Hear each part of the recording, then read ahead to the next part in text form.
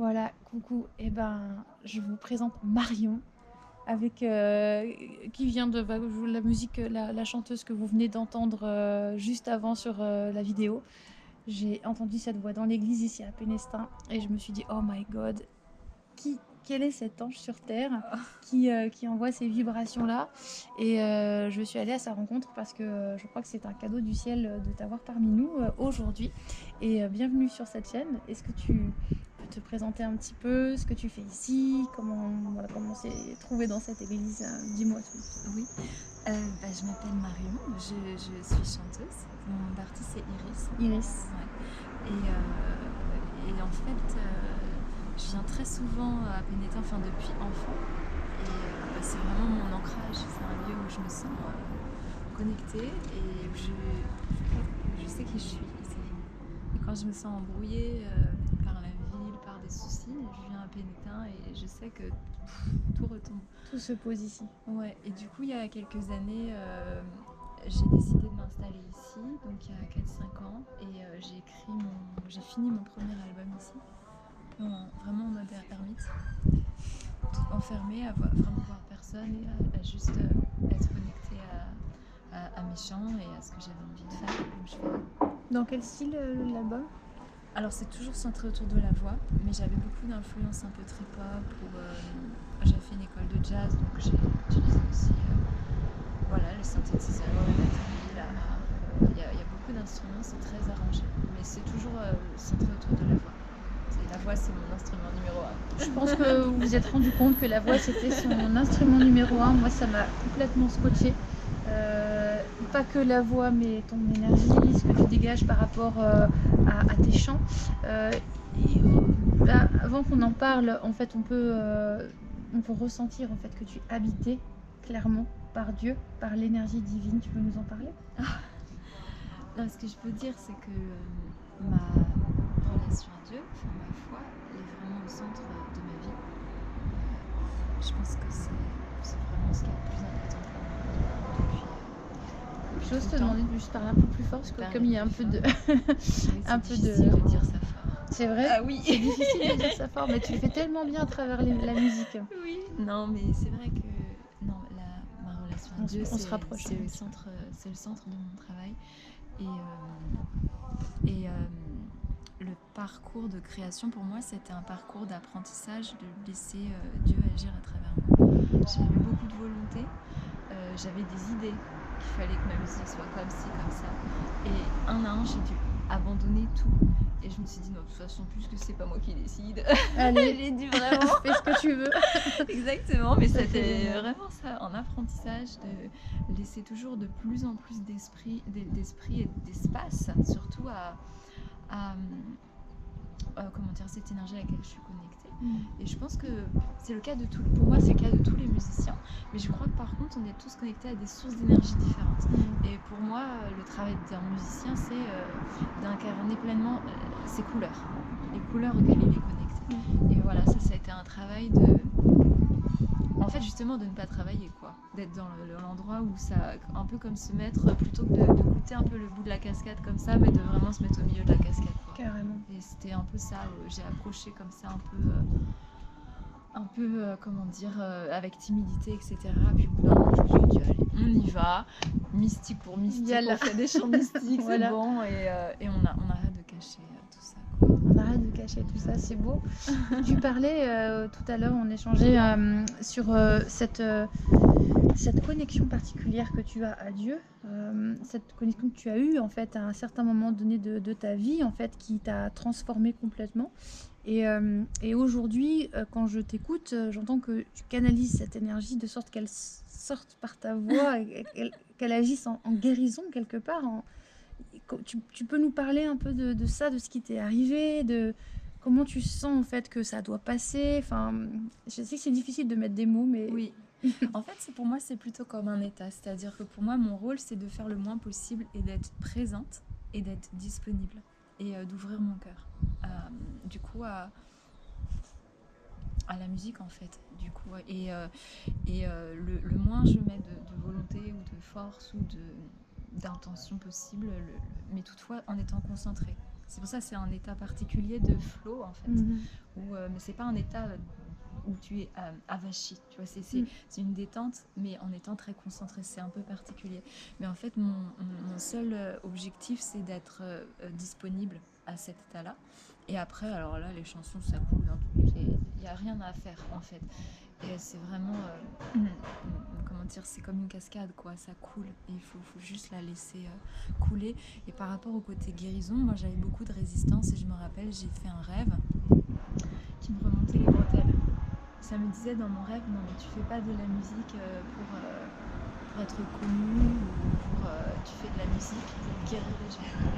Et j'ai vraiment, on m'a remonté les bretelles, mais alors c'était limpide. Et j'ai mis quand même assez longtemps à vraiment faire que ça, mais en tout cas j'ai compris que j'avais quand même une impossibilité physique à faire autre chose. Par exemple, si on me demandait de faire une cover de musique pop, je peux pas. Mon corps refuse, il se met en grève. Ok. Il ne veut pas. Ok. Et donc j'ai ce truc très fort quand même de ça tu peux, ça tu peux pas. Et ça a toujours été très particulier, surtout dans mes études. Où, quand j'étais en école de jazz et qu'on me demandait de faire des chansons et tout mon corps qui était en grève. Et de là, Ah ouais. non, je ne chanterai pas cette chanson. D'accord. C'est comme voilà, je dirais cette présence divine en fait qui parle pour toi en fait, qui. Je pense qu'il y a ma personnalité, mais ma personnalité, l'essentiel lui échappe. Et je pense qu'il y a mon âme. Et mon âme, elle a les idées très claires. Et alors, ce qu'elle n'a pas envie, elle n'a pas envie. Elle n'a pas envie, elle fait pas. Et quoi. du coup, ça m'est arrivé, par exemple, même pour une audition professionnelle, paf. Rien quoi. Rien. Oh my god. Ouais. Et en fait, c'est une méga protection. Et je me suis rendu compte après que quand on a des pépins dans la vie comme ça, où on essaye, ça marche pas, etc. En fait, c'est juste notre âme qui nous dit ajuste-toi un peu. C'est genre, c'est bien essayé, mais c'est pas là. C'est tu vois, essaye encore. C'est ça. Attends, excuse-moi. On a juste changé de spot, Marion, parce que du coup, il y avait un petit peu de bruit où on était avant.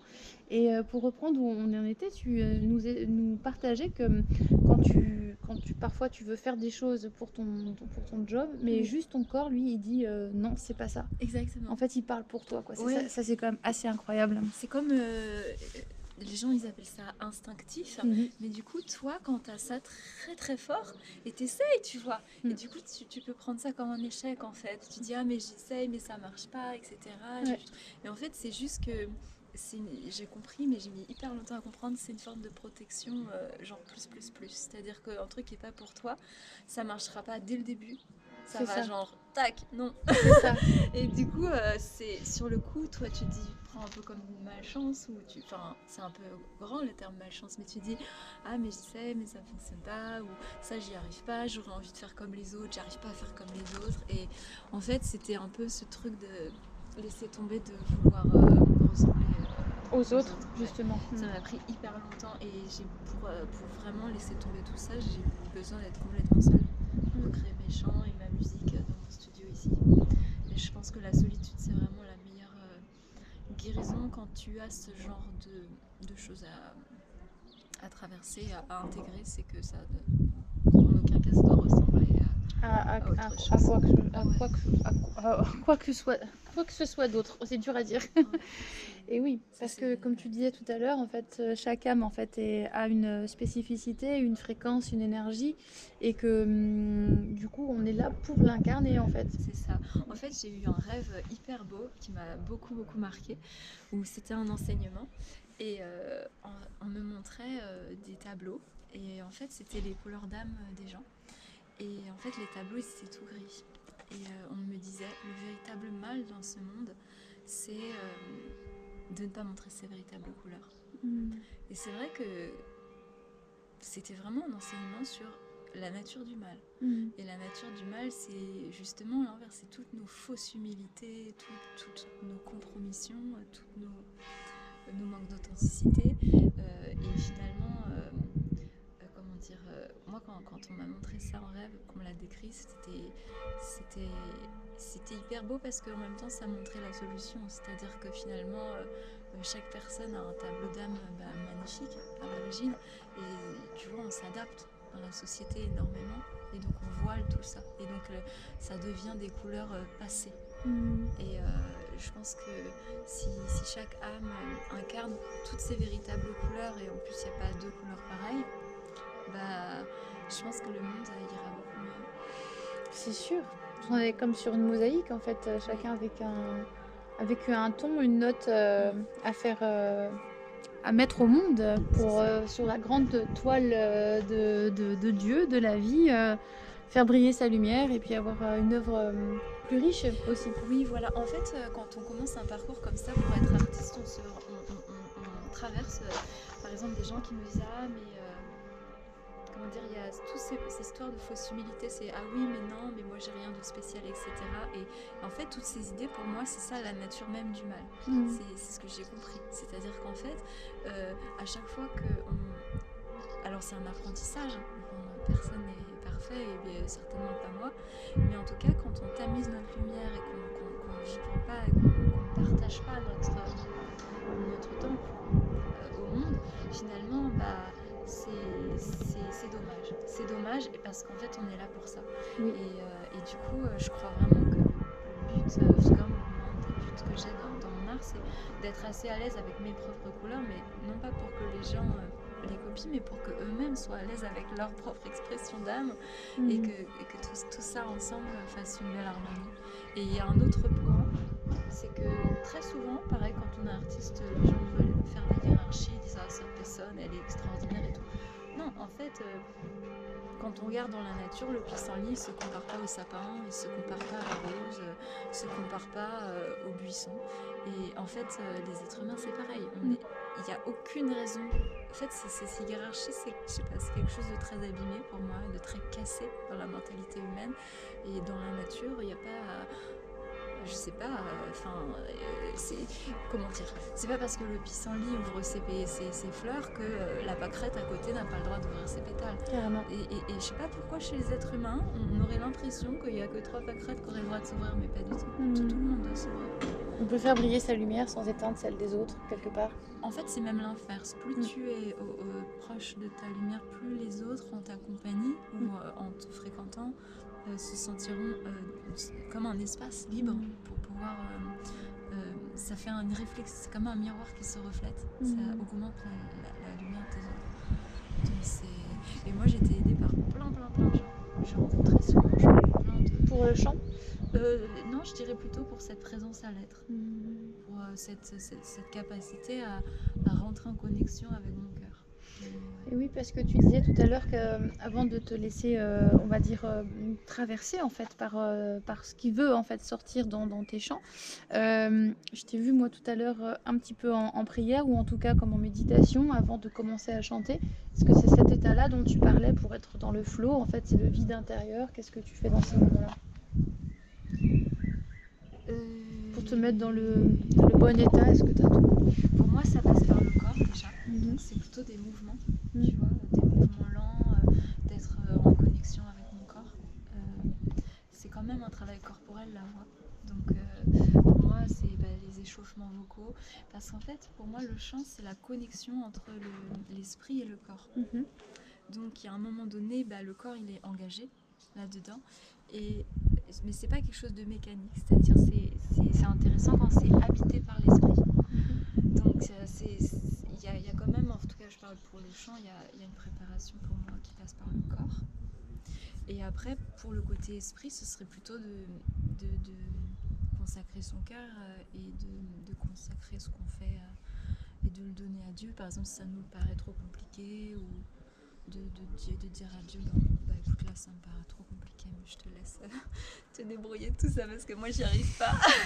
C'est ça que j'adore quand tu me dis ça, c'est que tu parles d'une vraie relation à Dieu.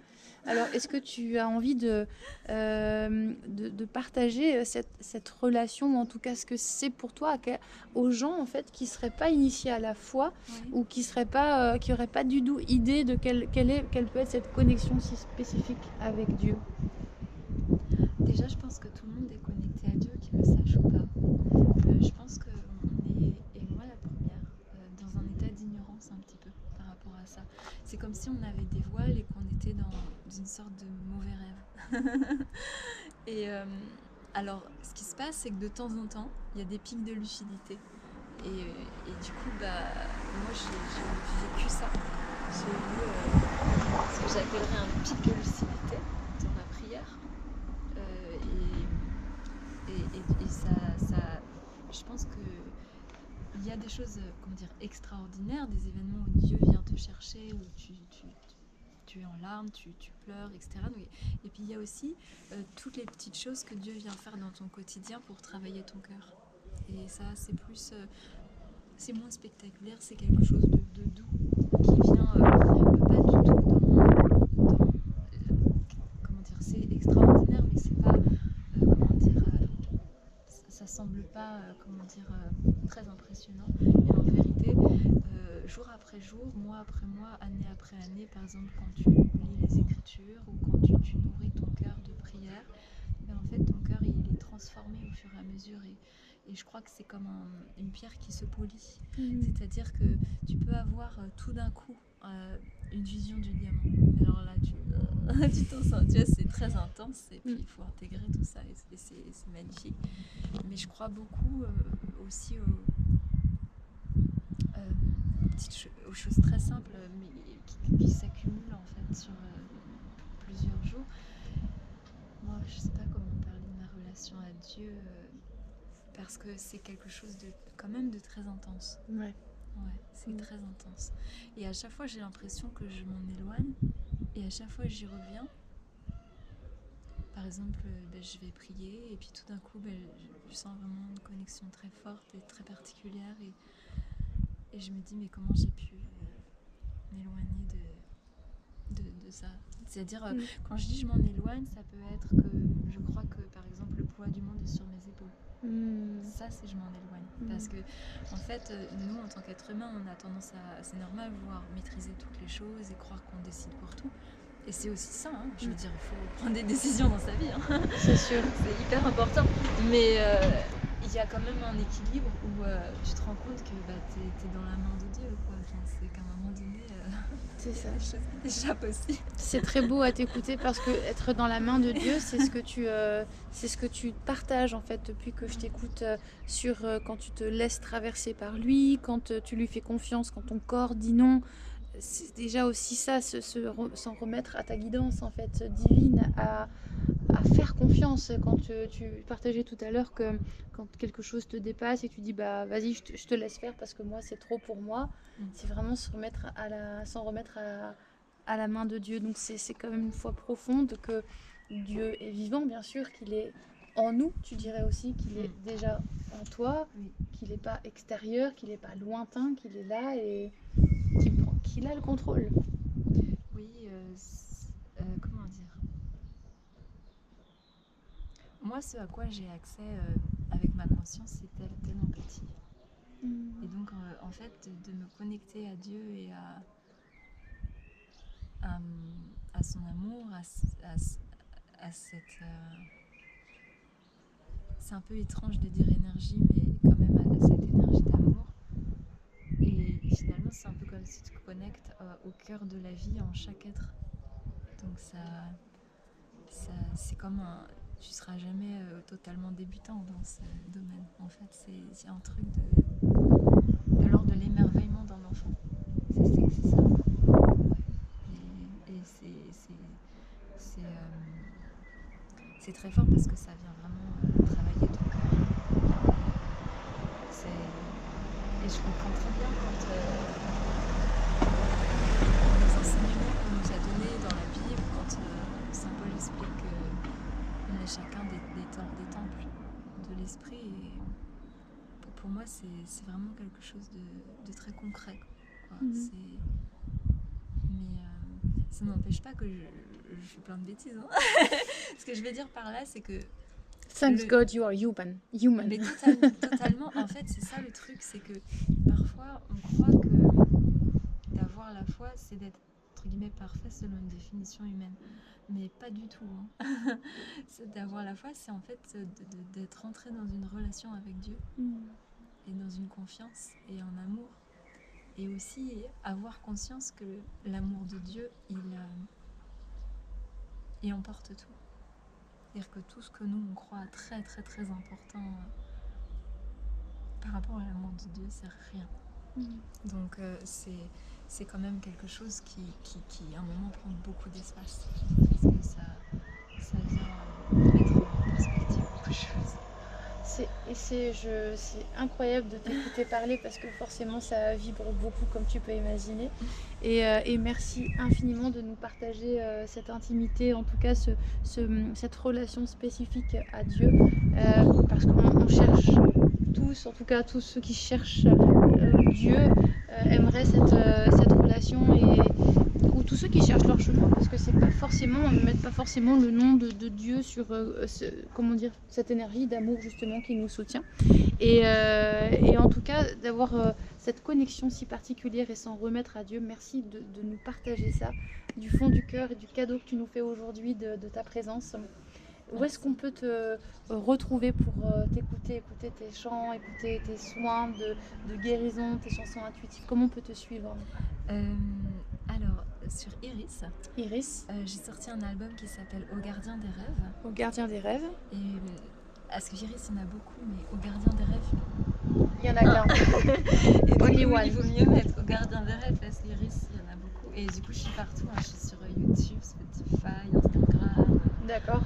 Il y a mes chants de mon premier album, et puis tous les nouveaux chants sont de plus en plus intuitifs et tout ça. On peut se procurer les albums, on peut acheter ça en ligne, on peut sur Bandcamp. Sur Bandcamp. Ou alors vous m'envoyez un DM et puis moi j'envoie un message, un email. Ok, donc sur YouTube on te retrouve, c'est Iris. Ouais, Iris. Donc le nom de ton album, tu peux nous le rappeler? Au Gardien des Rêves. Au Gardien des Rêves, donc sur Iris. Et après sur Instagram, c'est Iris aussi, s'appelle iris.doncoeur. DONCOEUR, comme le cœur. Ah, j'adore Doncoeur. Et tu as un site internet? Oui, enfin j'ai mariondoncoeur.com. mariondoncoeur.com, donc Doncoeur, DONCOEUR. Voilà. Ok, mariondoncoeur.com. Écoute, on te souhaite. Qu'est-ce que tu voudrais qu'on souhaite d'abord? D'être en paix. La paix. Ça a l'air déjà pas mal. Je souhaite la paix à tous les êtres. Merci infiniment. La paix, je crois que c'est la chose la plus importante. C'est sûr. Et puis aussi beaucoup de réussite dans ton chemin, dans ce qui te fait battre le cœur justement, dans tes vibrations, plein de beaux chants, de hautes vibrations, parce que vraiment c'est un pur bonheur. Vous avez pu voir un tout petit peu, moi je t'ai demandé 3 fois ce que je chante. Merci pour ce cadeau, vraiment divin, c'est très très inspirant. C'est vraiment béni de t'avoir aujourd'hui avec moi sur ce GR34. Et voilà, ça me va droit au cœur. J'espère que cette interview vous plaît beaucoup aussi. Et puis n'hésitez pas à partager vos commentaires, à aller voir le site internet, Instagram, YouTube, à suivre et à venir t'écouter. Sinon, ici on est le bled d'ici, c'est Pénétin. Tu es aussi à l'église les dimanches, donc tous les dimanches ou en ce moment, mais ça peut changer. Ok. Ça peut changer, mais en ce moment, je chante régulièrement à la messe. Et peut-être dans d'autres églises de Bretagne Moi, j'aimerais bien cet été faire une petite tournée des chapelles. Ah, on lance un appel en Bretagne, s'il y a des chapelles ou des gens... Il y a beaucoup de gens en Bretagne, parce que du coup, moi, qui sont abonnés sur ma chaîne, j'ai parcouru tout le GR depuis un petit moment, donc... on lance un appel, Marion a une voix divine, invitez-la dans votre chapelle, vous passerez un moment complètement angélique, j'ai pas d'autres mots, complètement divin. On te souhaite le meilleur, beaucoup d'amour et de paix, que Dieu te bénisse. Et puis on vous envoie aussi cet amour et cette paix. À très bientôt. Allez, bye. Ciao, ciao.